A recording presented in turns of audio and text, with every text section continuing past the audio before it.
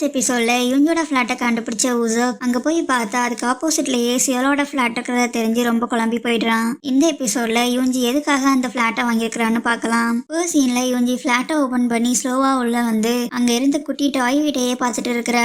அப்படியே பால்கனிக்கு போன இவ அங்க சியோலாவோட ஃபிளாட்டை வரிச்சு பாக்குறா.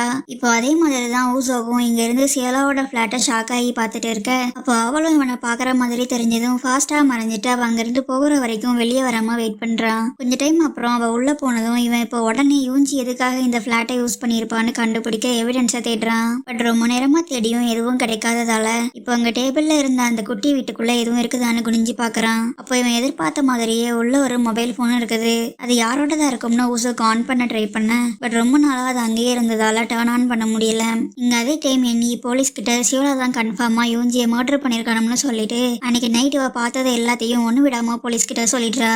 ஆக்சுவலா அன்னைக்கு நைட் லிஃப்ட்டுக்கு வெயிட் பண்ணிட்டு இருந்த என்ஹி அது ரொம்ப நேரமா ஓப்பன் ஆகாததால ஸ்டெப்ஸ் யூஸ் பண்ண போயிருக்கிறா. பட் அப்போதான் சியோலா டாப் ஃப்ளோர்ல இருந்து எதையோ பார்த்து பயந்த மாதிரி வேகமா ஓடி வந்திருக்கிறா. சோ இவளும் அது ஏன்னு புரியாம வெளியே எல்லாரும் கத்துற சவுண்ட் கேட்டதும் அங்க வந்து பார்த்தா யூஞ்சி பில்டிங் மேல இருந்து கீழே விழுந்து இறந்து போயிருக்கிறா. இதெல்லாம் வச்சுதான் என்ஹி கண்டிப்பா சியோலா தான் யூஞ்சியை மர்டர் பண்ணிருப்பான்னு போலீஸ் கிட்ட ரொம்ப ஸ்ட்ராங்கா சொல்றா. பட் அப்போ சீஃப் இவளை பார்த்து நீ ஏன் இதை ஃபர்ஸ்டே போலீஸ் கிட்ட சொல்லாம பே போன்ல இருந்து கால் பண்ணன்னு கேட்டதுக்கு இவ எனக்கு சியோலாவை பார்த்தா ரொம்ப பயமா இருக்குது. அது மட்டும் இல்லாம நான் தான் போலீஸ் கிட்ட சொன்னேன்னு தெரிஞ்சா அவ அடுத்ததா என்ன கூட மர்டர் பண்ண தயங்க மாட்டான்னு சொல்லிடுறா.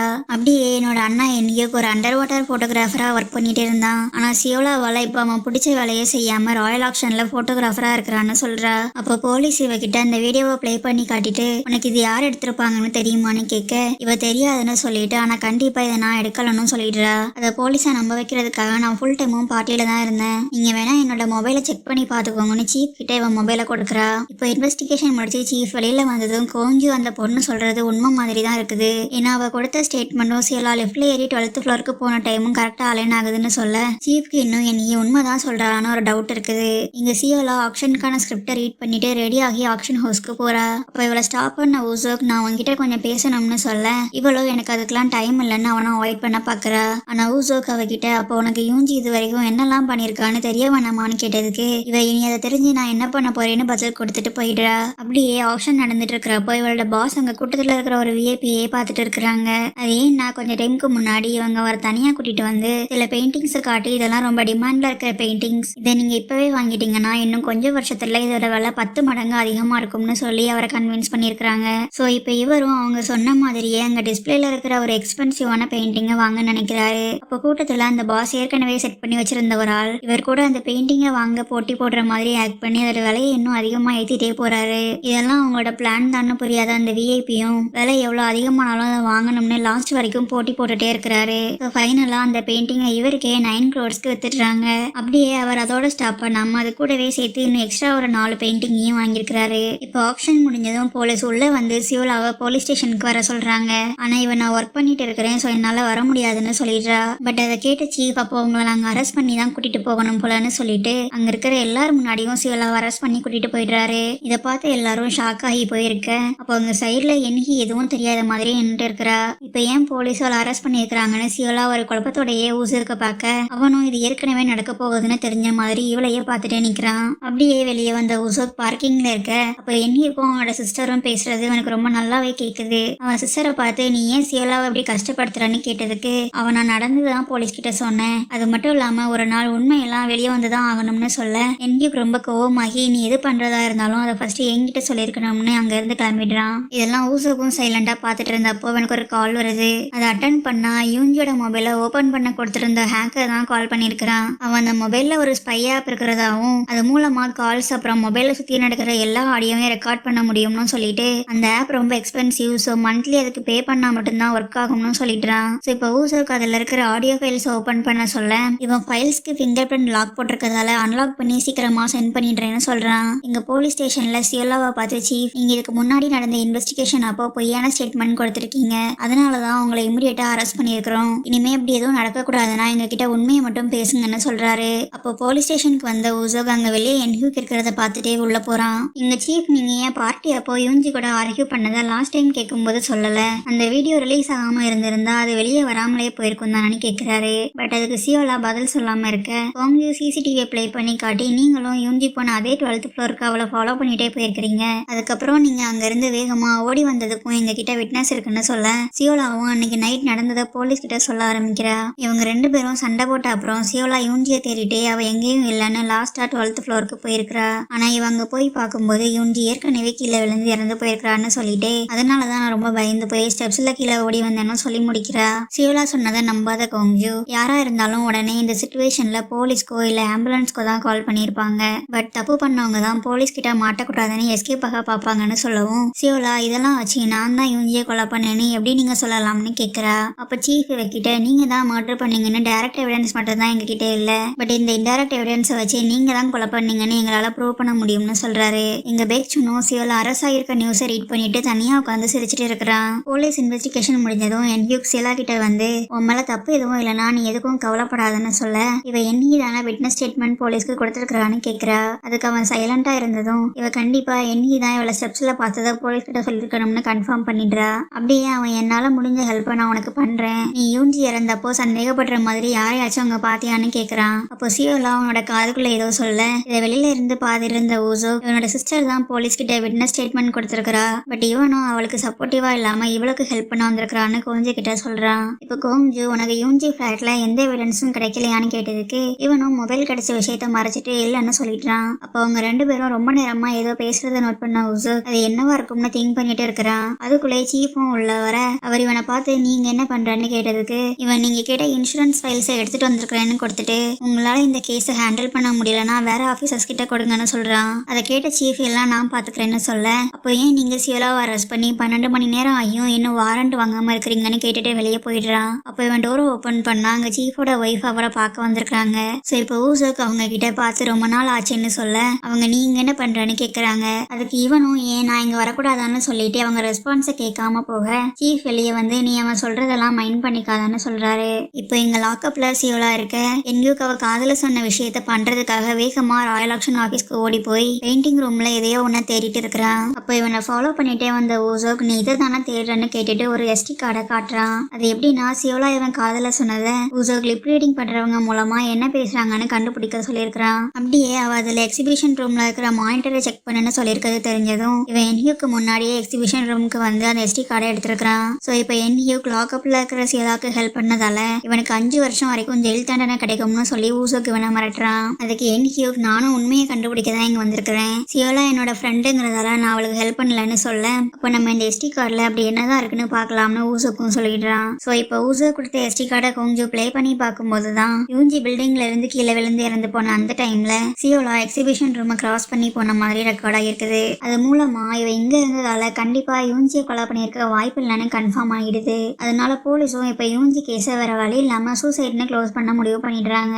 பட் அதை கோங்ஜு மூலமா தெரிஞ்சுக்கிட்ட ஊசோ கில்லர் யாருன்னு கண்டுபிடிக்க முடியாம போயிட்டுன்னு கோவமா இருக்கிறான். அப்படியே சியோலா வெளியில வந்ததும் ஊசோக்க பார்த்து போலீஸ் கிட்ட அந்த SD கார்டை கொடுத்ததுக்கு தேங்க்ஸ்ன்னு சொல்றா. பட் அவன் இவகிட்ட உண்மையாவே யூஞ்சி சூசைட் தான் பண்ணிருப்பான்னு நீ நினைக்கிறியான்னு கேட்க இவளும் யாரா இருந்தாலும் எந்த ஒரு வழியும் இல்லாத ஒரு சிச்சுவேஷன்ல மாட்டிக்கிட்டா கண்டிப்பா அந்த முடிவை தான் எடுப்பாங்கன்னு சொல்லிட்டு போயிடுறா. அப்போ ஊசோக்கு இவ கூட பேச பேச இன்னும் இவளை பத்தின கியூரியாசிட்டி அதிகமாகிட்டே போகுது. நெக்ஸ்ட் டே ஆஃபீஸ்க்கு வந்த சியோலா இனி யார் இவளை பத்தி என்ன திங்க் பண்ணாலும் பரவாயில்லன்னு எப்பவும் விட ரொம்ப கான்ஃபிடென்டா நடந்து போறா. அவ நடந்து வரதை பார்த்த எண்ணியும் இப்ப என்ன பண்றதுன்னு தெரியாம ஷாக்காகி போய் நிக்கிறா. அப்படியே பாஸை பார்க்க சியோலா வந்திருக்க அவங்க இவளுக்கு ஹெல்ப் பண்ண ஒரு அட்வொகேட்டை சென்ட் பண்ணதாகவும் பட் அதுக்குள்ளே இவ ரிலீஸ் ஆகி வெளியே வந்துடுறதாகவும் சொல்லிட்டு இவளுக்காக சமைச்சு வச்சிருந்த சூப்பை ஊத்தி கொடுக்குறாங்க. இங்க ஊசோக் ஹேக்கரை மீட் பண்ணி யூஞ்சி மொபைல்ல இருந்த ஆடியோ ஃபைல்ஸை பத்தி கேட்க அவனும் அதுல நிறைய ஆடியோஸ் இருந்ததால சியோலாவோட வாய்ஸ் ரெக்கார்ட் ஆகினதை மட்டும் தனியா எடுத்து இவனுக்கு சென்ட் பண்றான். அப்படியே ஊசோக் அவன்கிட்ட நீ எனக்கு ஒருத்தனை பத்தின இன்ஃபர்மேஷனை கண்டுபிடிச்சு தரணும்னு சொல்லி டெரரிஸ்ட் அட்டாக்ல இறந்து போன சியோலாவோட பாய் ஃப்ரெண்ட் ஹியூன்சு பேரை சொல்றான். அதுக்கு அவன் பேரை சொன்னா மட்டும் எப்படி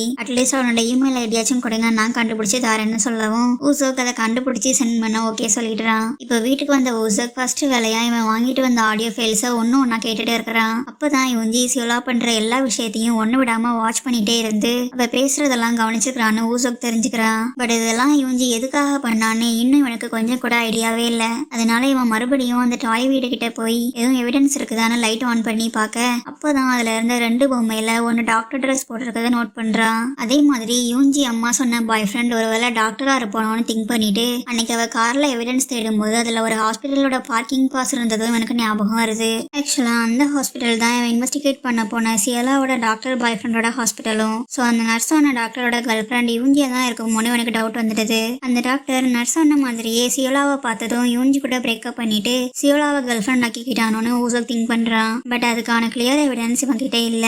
இங்க அதே டைம் சியோலா தூங்க ட்ரை பண்ண, ஆனா இவளோட காதுக்குள்ள ஏதோ சவுண்ட் கேட்டுட்டே இருந்ததால இவளால தூங்க முடியல. ஸோ நெக்ஸ்ட் டே டாக்டர் கிட்ட போய் இவ தூங்குறதுக்கு டேப்லெட்ஸ் கொடுங்கன்னு கேட்டதுக்கு டாக்டர் இனிமே அதை உங்களுக்கு தர முடியாது, ஏற்கனவே நீங்க நிறைய வருஷம் அந்த டேப்லெட்டை எடுத்துட்டீங்கன்னு சொல்றாங்க.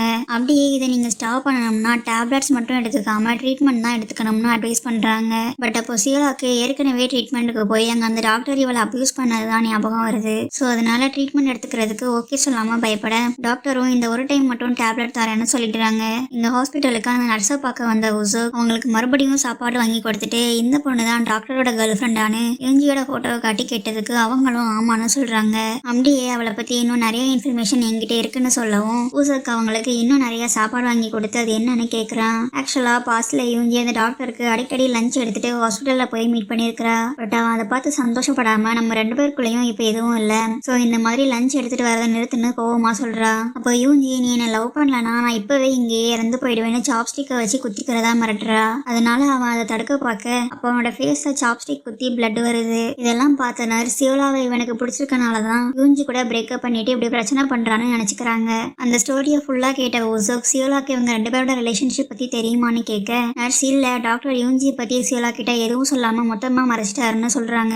இங்க அதே டைம் சியோலா லாஸ்ட் நடந்த ஆப்ஷன்ல 5 எக்ஸ்பென்சிவான பெயிண்டிங்ஸ் வாங்கின விஐபி கிட்ட வந்து உங்களுக்கு அதை வாங்க சொல்லி யாரும் டிப் கொடுத்தாங்களான்னு கேட்டதுக்கு அவரும் இவங்க பாஸ் தான் அந்த 5 பெயிண்டிங்ஸையும் ரெக்கமெண்ட் பண்ணதா சொல்றாரு. அப்போதான் சியோலாக்கு இவ பாஸ் ஏதோ ஒண்ணு இவளுக்கு தெரியாம பிளான் பண்றாங்கன்னு புரியுது. அங்க அவளை மீட் பண்ண வந்த ஊசோக்க பார்த்து நீ என்கிட்ட என்ன பேசணும்னு கேட்டதுக்கு அவனும் இவஞ்சி இறந்து போகிறதுக்கு முன்னாடி வரைக்கும் உன்னை எப்பவும் அவ கண்காணிச்சுட்டு இருந்தாங்கிற விஷயம் உனக்கு தெரியும் தானே கேட்கறான். அப்படியே அவ உன்னை கண்காணிச்சதுக்கு காரணம் உன் ஃபியான்சே சியோஞ்சே இல்ல அந்த டாக்டர் தானே சொல்லிட்டு நீ அவளோட லைஃப்ல இருந்து எல்லாத்தையும் எடுத்துக்கிட்டதாலதான் அவ உன்னை ஃபாலோ பண்ணிட்டே ராயல் ஆக்ஷன் ஆபீஸ்க்கு வந்து ஜாயின் பண்ணிருக்கான்னு சொல்றான். இதை கேட்டு ஷாக் ஆகுன சியோலா அப்ப அவ சூசைட் பண்ணதுக்கு அந்த டாக்டர் தான் காரணமானு கேட்க ஊசோக்கு அது இன்னும் சூசைட்னு நான் கன்ஃபார்ம் பண்ணல, ஆனா என்னோட மனசுக்குள்ள ஏன் உன்னை லவ் பண்ண 3 பேரும் இறந்து போனாங்கன்னு தான் டவுட்டா இருக்கு, அவங்க இறந்து போனது மூலமா உனக்கு என்ன கிடைச்சதுன்னு நான் தெரிஞ்சுக்கணும்னு சொல்றான். அதனால கோவமான சியோலா எனக்கும் அது எல்லாத்துக்குமான ஆன்சர்ஸையும் தெரிஞ்சுக்கணும் தான், உண்மையா அவங்களோட மர்டர்ல இருந்து எனக்கு எதுவும் கிடைக்கல, பட் நான் நிறைய இழந்திருக்கேன்னு சொல்லிட்டு அங்க இருந்து கிளம்பிடுறா. அப்படியே திடீர்னு கீழே மயங்கி விழுந்த சியோலாவை பார்த்ததும் ஊசோக் ஷாக் ஆகி போய் அவளை உடனே ஹாஸ்பிட்டல்ல சேர்த்துடுறான். அப்போ அவளை டெஸ்ட் பண்ண டாக்டர்ஸ் அவளோட பிளட்ல அளவுக்கு அதிகமா தூக்கம் மருந்து இருக்குது, அதனாலதான் மயங்கி விழுந்திருக்கிறா. சோ இனிமே அவ எந்த டேப்லெட்ஸும் சாப்பிடக்கூடாதுன்னு சொல்லி வார்ன் பண்றாங்க. அப்படியே இன்னும் சில டெஸ்ட் எடுக்கணும்னு சொன்னதால இவன் சியோலாக்கு கார்டியன்னு சொல்லி ஃபார்ம் ஃபில் பண்ணிட்டு திரும்ப வந்து பார்த்தா பெட்ல இருந்து அவளை காணும். இப்போ பார்த்தா அவ ரெஸ்ட் ரூம்க்கு வந்து மேக்கப் போட்டுட்டு ஹாஸ்பிட்டல்ல விட்டு எஸ்கேப் ஆகி போயிடுறா. அப்படியே பேக்ஸ்வனை மீட் பண்ண வந்த இவ லாபில இருந்த பெயிண்டிங்கை பார்த்ததும் இவளோட பேரண்ட்ஸ் தீயில கருகி இறந்து போன மாதிரி ஞாபகம் வருது. அதுக்குள்ளே அவனோட அசிஸ்டன்ட் இவளை கூப்பிடவும் இவளும் இப்ப பேக்ஸ்வனை மீட் பண்ண அவன் ஆபீஸ்க்கு போறா. அவன் இவளை பார்த்ததும் இப்போ நீங்க ஓகே தானே, நான் உங்களை பத்தின நியூஸை ரீட் பண்ணேன்னு சொல்லி கேட்கவும் இவளும் எல்லாம் ஓகே தானே இவன் மேல அக்கறை எடுத்து கேட்டதுக்கு தேங்க்ஸ்னு சொல்லிடுறா.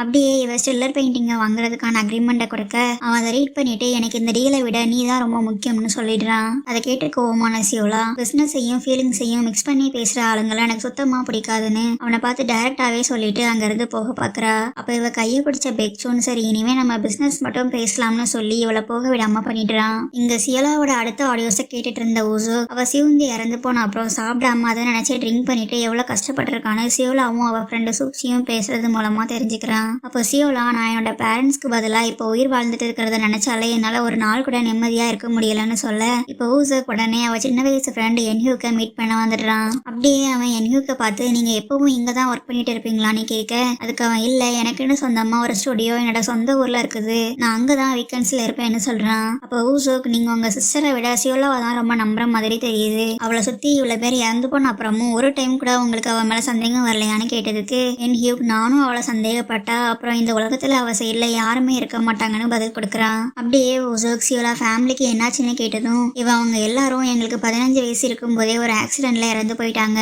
சோ இதை பத்தி அவகிட்ட போய் கேட்டு அவளை கஷ்டப்படுத்தாதீங்கன்னு சொல்லிட்டு இருக்கும் போதே அங்க வந்த இவனோட சிஸ்டர் அது ஒரு ஃபயர் ஆக்சிடென்ட், பட் அந்த ஆக்சிடென்ட்ல இருந்து உயிர் பிழைச்ச ஒரே ஆளு சியோலா மட்டும்தான், அதே மாதிரி இவ்வளவு வருஷமா அவளை சுத்தி இருக்கிற எல்லாருமே இறந்து போயிட்டே தான் இருக்கிறாங்க, அதனால நீங்க அவளை சீக்கிரமா அரெஸ்ட் பண்ணீங்கன்னா மட்டும்தான் என்னோட அண்ணா உயிரோட இருப்பான்னு சொல்ல என்ஹியூக் எழுந்து அவளை ஊசோ கிட்ட பேச விடாம தனியா கூட்டிட்டு போயிடுறான். சோ இப்ப இவன் சியோலா ஃபேமிலியோட ஆக்சிடென்ட் ரிப்போர்ட்டை கோங்ஜி கிட்ட இருந்து வாங்கி ரீட் பண்றான். பட் அதுல ஃபேமிலி எல்லாரும் ஒன்னா சூசைட் பண்ணிக்கிட்டாங்கன்னு போட்டிருக்குது. அதனால இப்ப ஊசோக் அவ சின்ன வயசுலயே அவளோட மொத்த ஃபேமிலியும் இறந்துருக்கான்னு தெரிஞ்சு அவன் மேல பாவப்பட்டு ஒருவேளை இந்த மர்டருக்கெல்லாம் காரணம் அவ இல்லையோன்னு கொஞ்சம் கொஞ்சமா திங்க் பண்ண ஆரம்பிக்கிறான். அப்படியே இவன் தான் அவளுக்கு நிறைய கஷ்டம் கொடுத்துட்டானோ, இவனுக்கு அவளை பார்க்கும் போதெல்லாம் அவனோட சிஸ்டரோட தாட் தான் வருதுன்னு கோங்ஜி கிட்ட சொல்லி ஃபீல் பண்ணிட்டு இருக்கிறான். பட் கோங்ஜூ நீ உன்னோட வேலையை தான் செஞ்சேன்னு அவனை சமாதானப்படுத்துறா. இங்க சியோலா நாளைக்கு வெளியே போகிறதுக்காக ட்ரெஸ் எடுத்து அரேஞ்ச் பண்ணிட்டு இருக்க.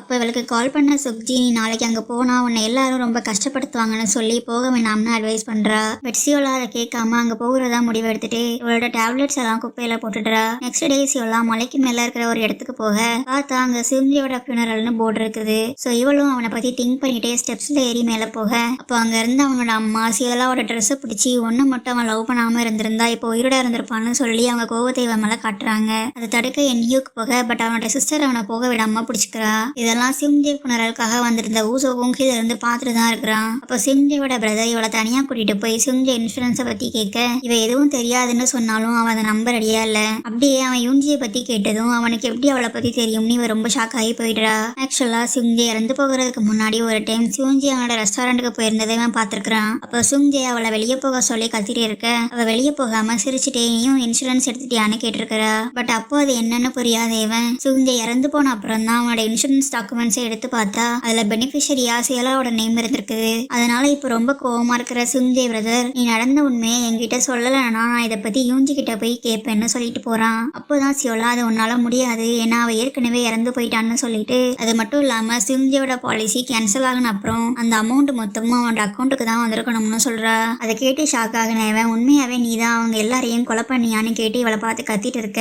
அதுக்குள்ளே ஊசோக் அங்க வந்து நான் தான் சிம்ஜி இன்சூரன்ஸ் விஷயமா உங்களுக்கு கால் பண்ண இன்வெஸ்டிகேட்டர்னு சொல்லி சியோலாவை அங்கிருந்து போக வச்சிடுறான். இப்போ உள்ள சிம்ஜிக்கான ரிச்சுவல்ஸ் நடந்துட்டு இருக்க சியோலா தனியா வந்து நின்றுட்டு அவன் அவளுக்கு ப்ரொபோஸ் பண்ண அப்போ கொடுத்த ரிங்க கழட்டி தூக்கி போட்டுடுறா. அதை பார்த்த ஊசோக் மெதுவா அவகிட்ட வந்து உண்மையாவே உனக்கு உன்னை சுத்தி இறந்து போனவங்க மர்டர்ல எந்த சம்பந்தமும் இல்லையான்னு கேட்டுட்டு இவளோட இறந்து போன பேரண்ட்ஸை பத்தியும் மென்ஷன் பண்றான். அப்போ சியோலா இவனை பார்த்து நீ இன்னும் நான் தான் எல்லாரையும் கொலை பண்ணேன்னு நம்புறியான்னு கேட்டுட்டு எப்படியும் நான் சொல்ற எதையும் நீ நம்ப போறது இல்லைன்னு ஃபீல் பண்ணி அழறா. அப்படியே இவன் கிட்ட பேசிட்டே சியோலா அங்கிருந்து கீழே விழுந்து சூசைட் பண்ணிக்க போக அதுக்குள்ளே ஊசோக் ஃபாஸ்டா அவகிட்ட போய் அவளை கீழே விழாம பிடிச்சி காப்பாத்திடுறான். அதுக்காக நீ ஏன் என்னை காப்பாத்துன நான் செத்து போனா மட்டும்தான் இனி என்னை சுத்தி இருக்கிற யாரும் சாகாம இருப்பாங்கன்னு சொல்லிட்டு நான் இப்பவே சாகணும் நீ என்னை விட்டுடன்னு அழுறா. அப்படியே உனக்கு வேணும் என்கிட்ட இருந்து என்ன வேணும் ஏன் என்னை இப்படி டார்ச்சர் பண்றேன்னு கேட்டதுக்கு அவனும் நான் உன்னை பத்தி எல்லாம் தெரிஞ்சுக்க தான் இது எல்லாமே பண்ணேன்னு சொல்லிடுறான். இனி அப்கமிங் எபிசோட்ல சியோலாவோட பேக் ஸ்டோரி என்ன அவளோட பேரண்ட்ஸ் எப்படி இறந்து போனாங்கன்னு எல்லாமே டீடைல்டா பார்க்கலாம். அது வரைக்கும் நீங்க என்ன நம்ம சேனலை சப்ஸ்கிரைப் பண்ணலன்னா சப்ஸ்கிரைப் பண்ணிட்டு நெக்ஸ்ட் எபிசோட்காக வெயிட் பண்ணுங்க.